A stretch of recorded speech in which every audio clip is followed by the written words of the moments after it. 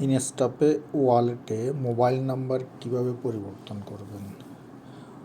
প্রথমে আপনার অ্যাপটি লগ ইন করুন, মেনু অপশানে ক্লিক করুন, জেনারেল অপশানে ক্লিক করুন, চেঞ্জ মোবাইল নাম্বারে ক্লিক করুন।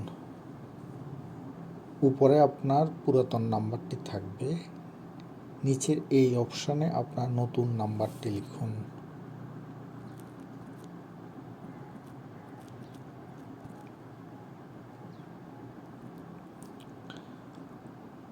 এখানে আপনার কার্ডের নাম্বারটি লিখুন, কার্ডের উপরে নাম্বার দেওয়া আছে।